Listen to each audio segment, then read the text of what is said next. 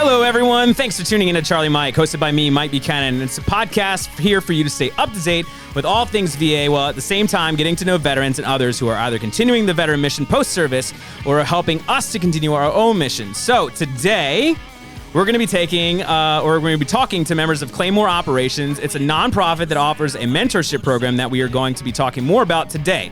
So, since there's a ton of you, okay, and I usually don't do this many people, okay, I am going to have you introduce yourselves and just kind of maybe just a little bit about you, okay, and then just kind of what your role is maybe with Claymore. Is that cool? Sounds okay. Great. Because normally, like, I introduce, but like, good God, there's so many of you today. Okay. All right. Do you want to start with, I guess we'll start with the officer, of course, because he'll get offended if we don't. So I don't know. Officers sometimes go last, like, sir, you're last. Anything to say? No. Never. No, never. So my name is Nick Watson. So I've been involved with Claymore since the beginning. I met the CEO and co-founder, I guess, in the National Guard towards 14 years ago. He came up with this idea quite a few years ago, and he's like, hey, I think people need help with transitioning and leadership program. And I was like, yeah, sure, come up with it. And since then he's developed it to where it's at now. So right now I'm serving as a board member and just kind of part of helping build a structure for this organization. Cool. Well, welcome. Oh, thank you. Yeah, and that's going to be that's your camera. That's our camera. We have to share cameras because we're like low budget. So we only have like a certain amount of camera, but that's going to be your camera. So at any time, if you need to look at the camera because I did something stupid, you just look that way. Okay. Okay? Sounds good. All right, cool. And I'm Shelley Klingman, and I am the chair of the board of directors for Claymore Operations and joined the organization very early on. I have extensive experience with nonprofits, and this one just really spoke to my heart. It was so unique and so life-changing for those that we're going to serve that it just made sense for me to be a part of it early on. So I'm excited to be here. Great. I'm Lindsay Hardman. I am the volunteer director of Claymore Operations, and I've also, similar to Shelley and Nick, been involved from the beginning and fell in love with the mission and the passion for it. I have a strong family history in the military, so it also made sense, and I just fell in love with it and have been involved ever since. Awesome. Well, thanks for being on the show. I really appreciate it. I know it was kind of, especially when we got in the studio today, it was kind of like thrown together, so I apologize for that.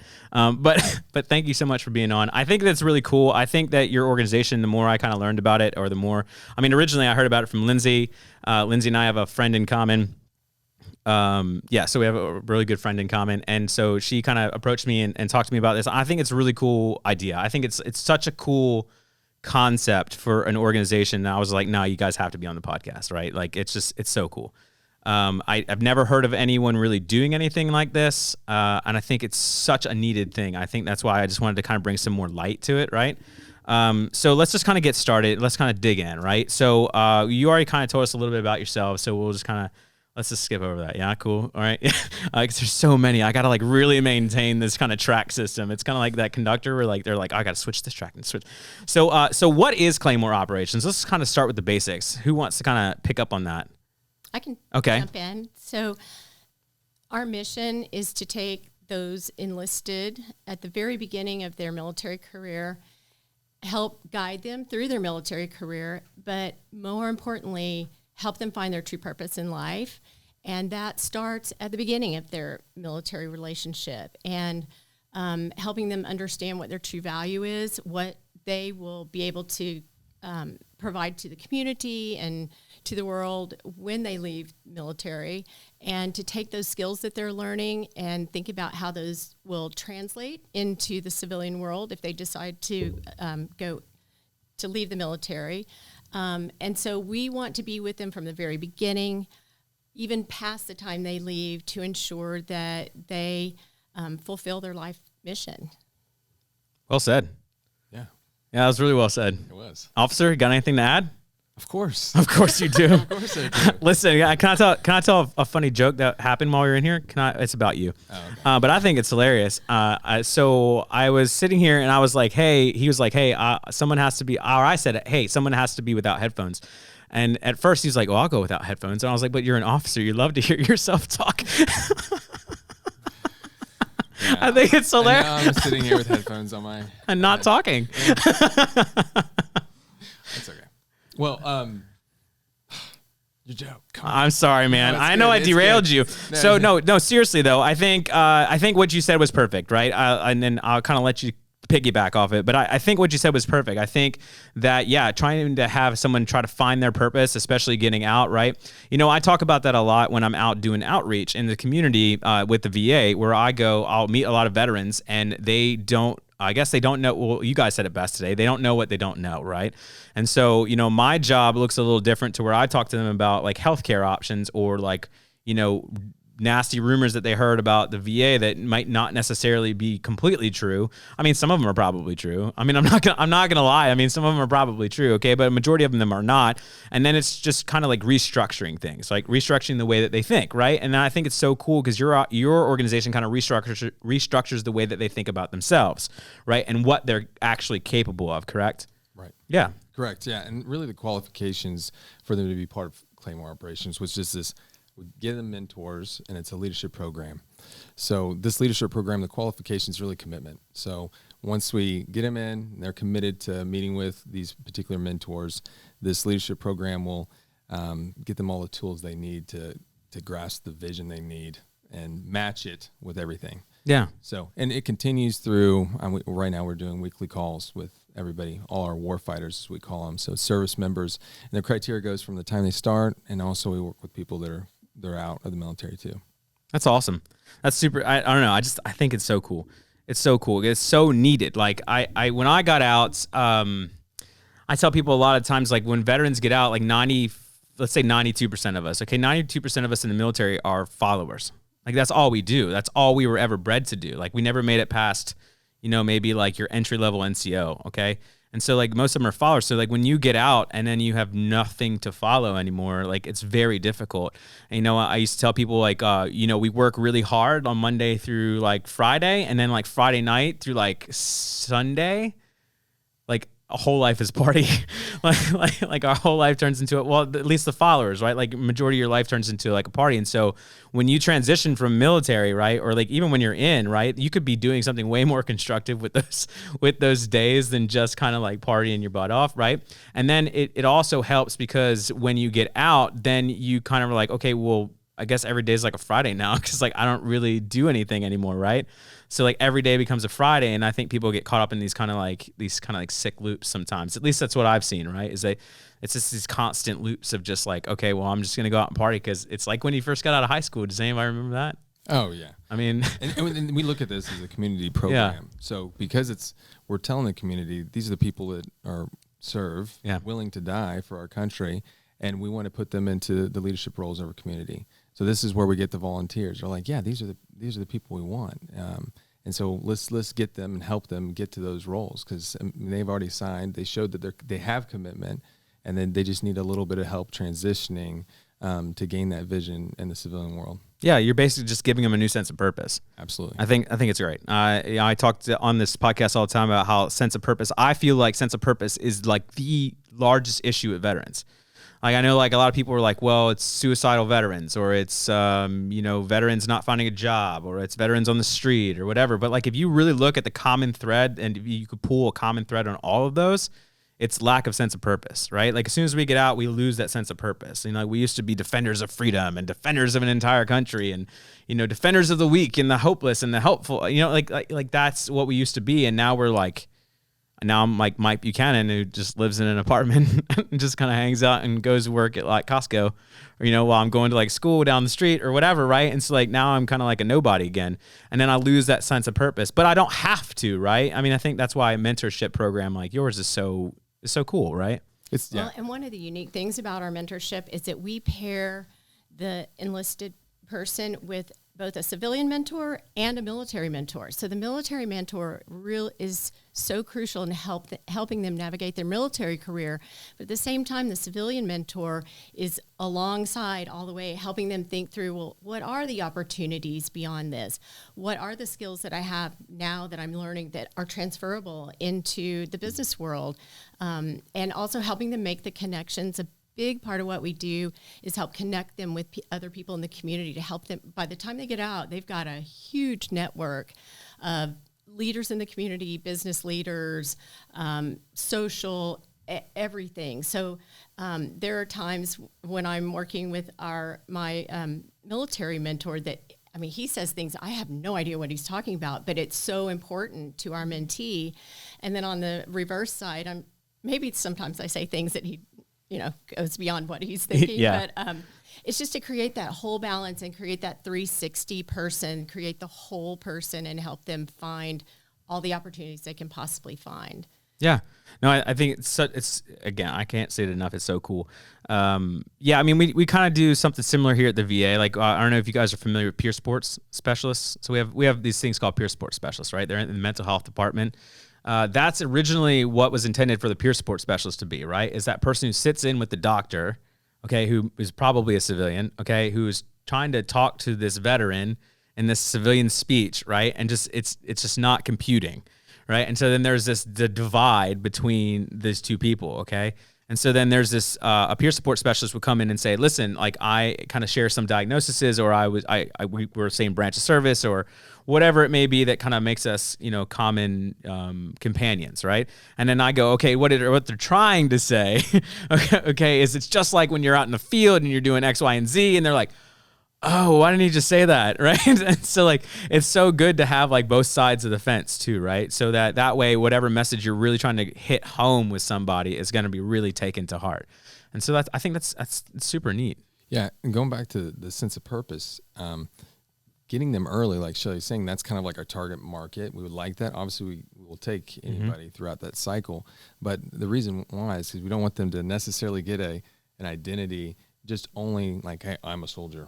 Mike, that's all you are. So what happens to that soldier when they get hurt and they get out? That could happen any moment.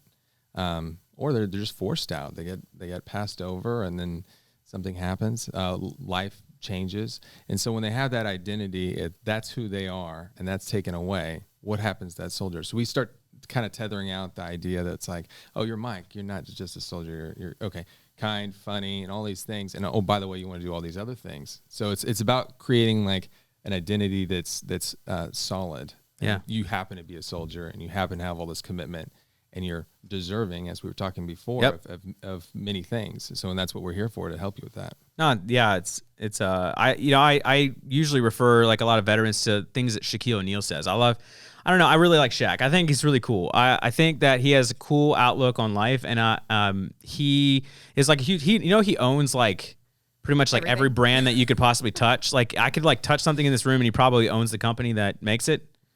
It's insane. I didn't even know. Like I didn't even know he owned like those brands. He's just like, yeah, I just started buying a little bit here, and a little bit there, and a little bit here, and a little bit there, and then all of a sudden I own 51% of Nike, right? And so like it's crazy. But he says it best where he said, listen, I was blowing up as this superstar, athlete, and then someone kind of approached me and was like, well, what are you gonna do when you're not? And he's like, I never thought about that. And they're like, well, maybe you should, because like, what if you get hurt? What if you get injured? Like you're a big dude. So like you could suffer all sorts of medical problems just being like huge. Right.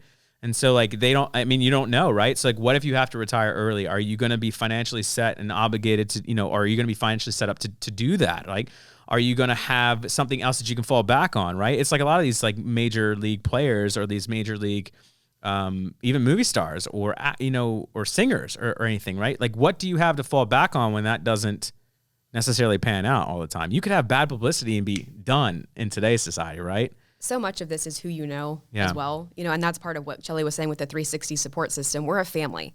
And so many of these 17, 18, 19, 20-year-olds that are going in sometimes come from horrible backgrounds, and they're going in to find a different kind of family, and then that is their identity. What Claymore offers is a different kind of family, that we're going to be here to support you in a way, like not just your civilian mentors, or not just your mentors, but the rest of the staff. We have people that send care packages. We have a core of experts, that we have volunteers that offer their time to give back to these men and women. So, I mean, it's a whole conglomerate of support that we want to give back to them. It's super cool. I can't say it enough. Oh yeah, the self-discovery of these soldiers that we've seen already is monumental, because once they have that, we're like, okay, this is going to have some ripple effects, like less mental health issues, because they're more solid in their foundation. They're not just saying this is their little family, you know, in the military, because we all seen it. Like when people retire, each retirement ceremony looks the same, and then the next day they move on. Wait, you got a retirement ceremony? What? Just, No, I think that's a little unfair. Most of us don't. We sign a piece of paper and then you send us somewhere to go like clear out of something, and then CIF yells at us because we owe like $1,000 worth of equipment, and then they're like, "Well, no ceremony for you."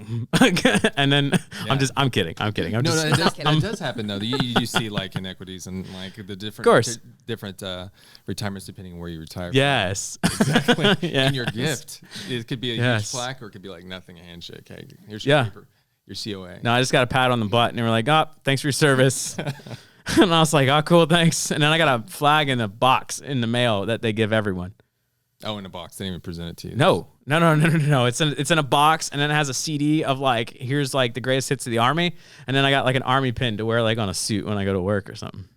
Oh, wow. That's what I got. Thank you for your service. I guarantee there's someone else watching that's gonna watch this that goes, "Yeah, I got the box. It's literally sitting in my living room, and I just opened it up, and it says like, you know, all these Army stuff." Yeah, I guarantee someone's got that box. Or your AM or MSN or whatever it is. You're like, I got it after like 6 months later. Yeah. That's not making sense. Yeah. Absolutely.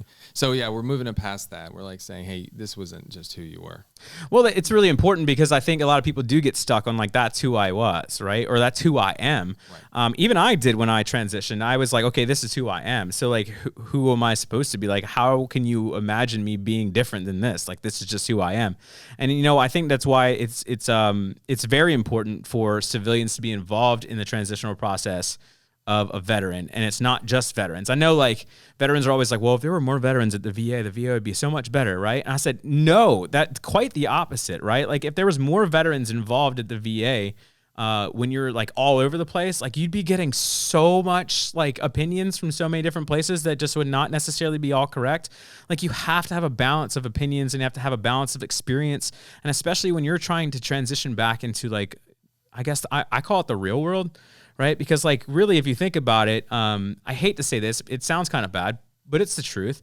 When you're in the military, like you're institutionalized, you're basically in jail, but you know, you have more freedoms than jail, but it's still an institutionalizing program like jail. So like when people come out and now they're convicts, right? Like they have a whole world to adjust to, because then now they have to adjust to the new normal, right? And the new normal is that people look at you a little different, they treat you a little different, but you're not necessarily that different, and you have to rebuild yourself from the ground up kind of thing.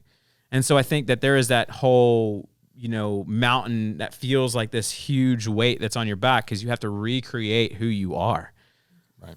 I mean, like I got a buddy who was literally featured in The Outpost, John Hill, right? He's First Sergeant Hill, right? So, but like he was a part of The Outpost where like, you know, they were overrun and things like that, like in the Netflix Outpost story.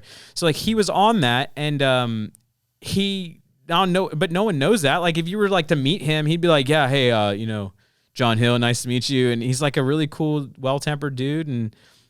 But like, you'd never know that he was like a part of that. That's a huge part of the reason that civilians are so important in this, because there's so many situations where civilians want to help, but they get intimidated, they get overwhelmed because they hear that Marines, Navy SEALs, Army, whoever's going to be there. And it sounds intimidating if you haven't been around it before. You know, you see whatever the media shows you, they see someone in uniform and they immediately just kind of get lost in it, not knowing that that's an actual person. They're a normal person, just like you. They just have different experiences. Yeah. So. Yeah, absolutely. Well, cool. So honestly, we just covered the next question. We're just rolling through this. Jeez Louise. Y'all are good.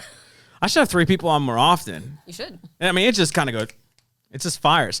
Okay, let's just talk about this. Let's get into why a mentorship program. I mean, I know that we kind of talked about a few reasons, okay? But like, really, like, where does it come from? Like, where does the core of this come from, right? Because there has to be the golden egg story, right? The chicken before the egg. But I mean, honestly, it has to be an egg. There's a great story. Okay. Our founder, Robert Penholt, experienced the same thing that we've been talking about coming out of the military.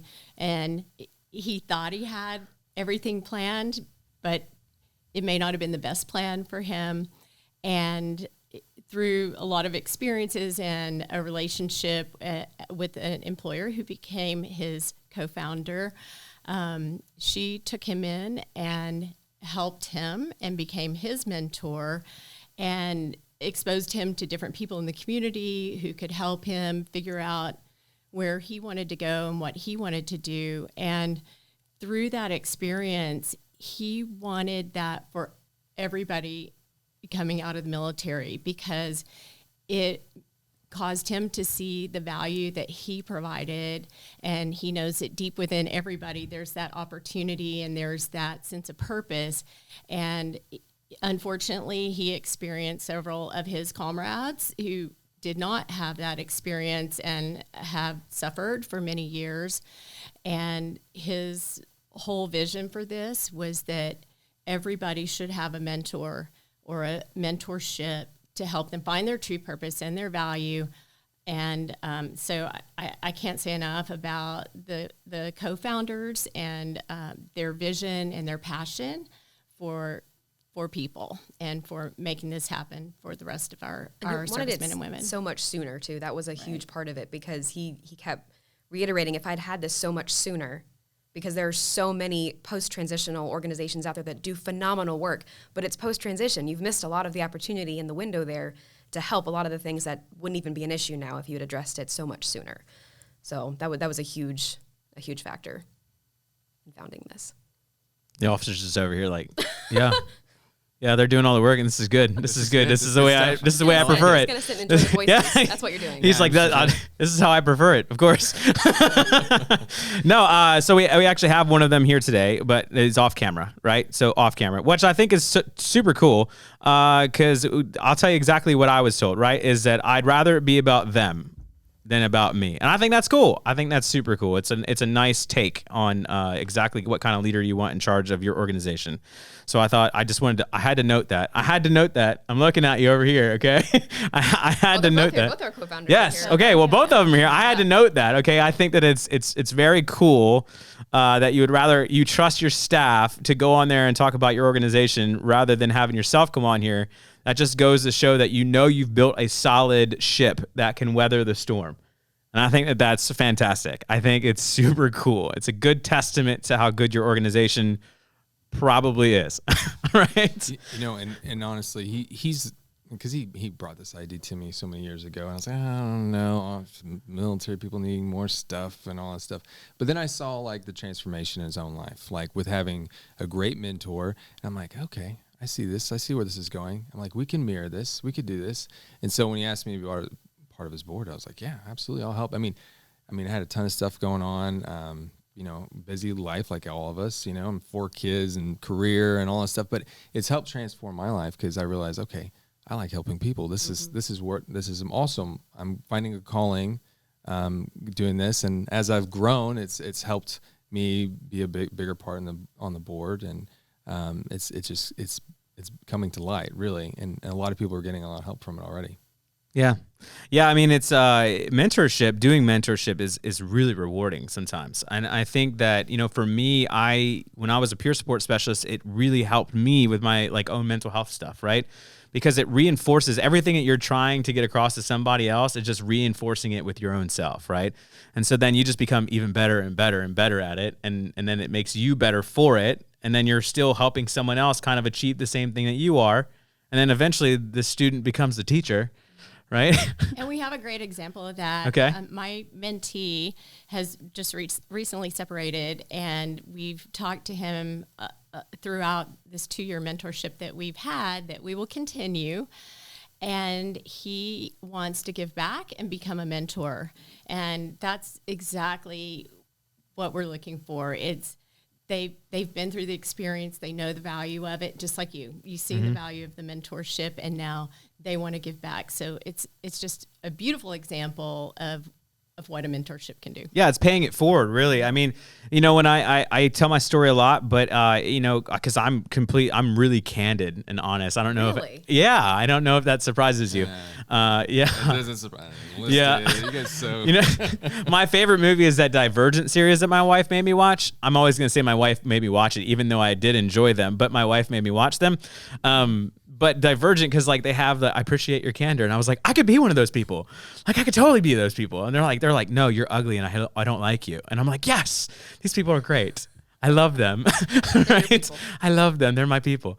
No, but I think that, being, I don't know, I guess with my journey, it was really when I went inpatient treatment, right? So I had really bad PTSD. I was having a lot of trouble at home and with work and whatever.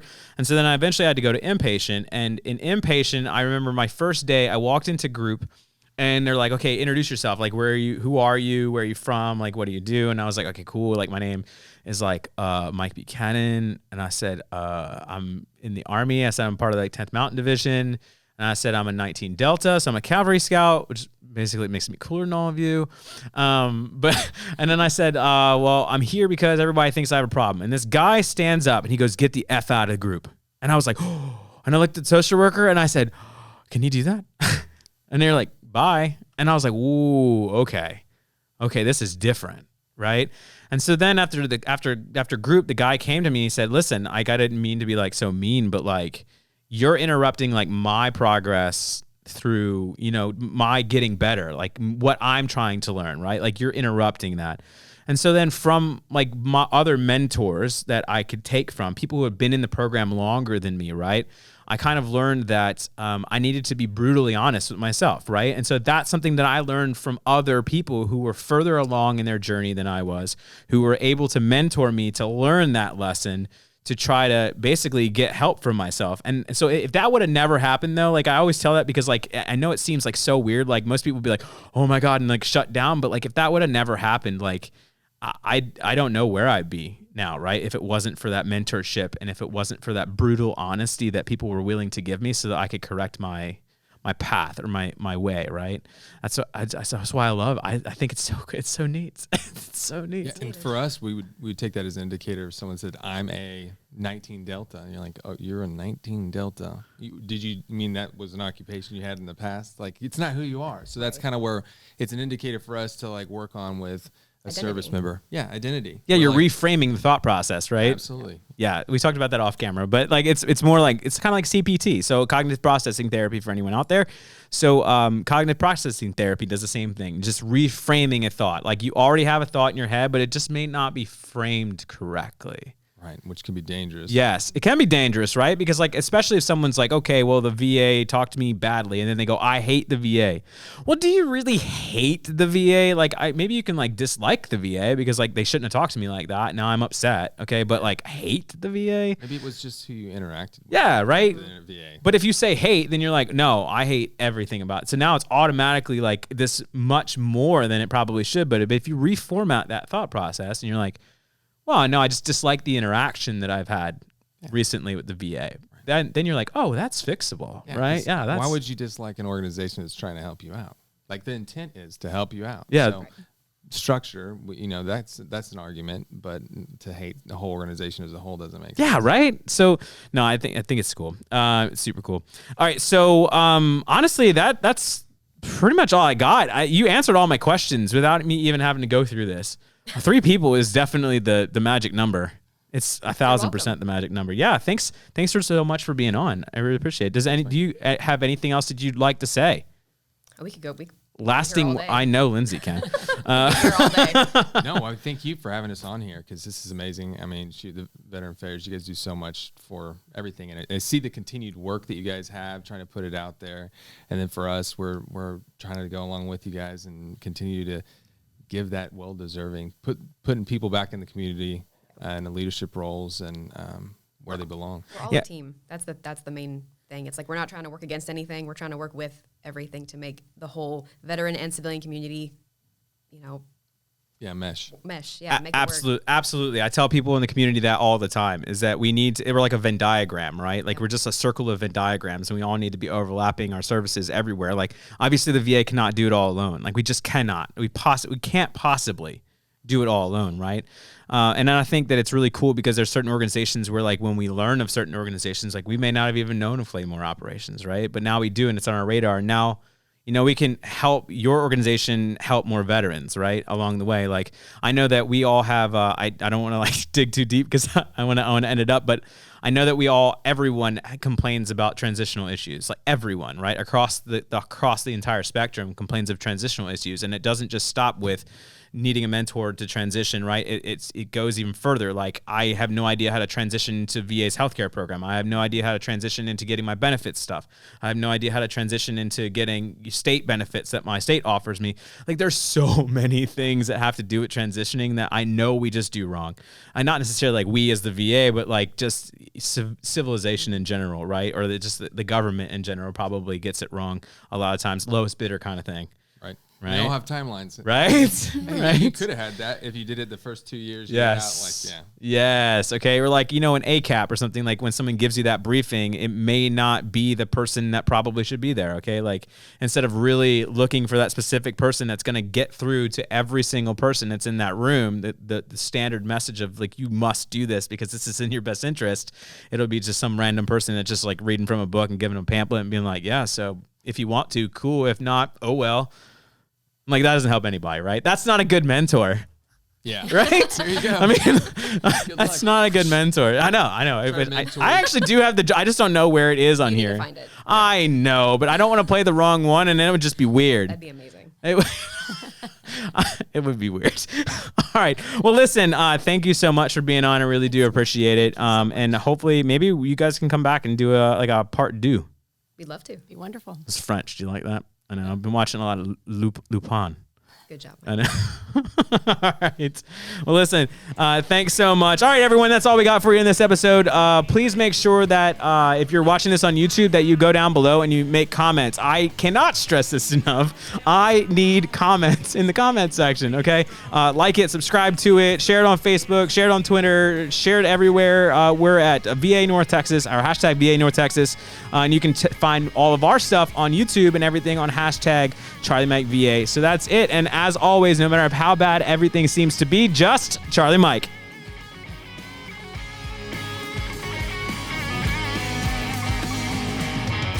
Don't tread on me, just let me be.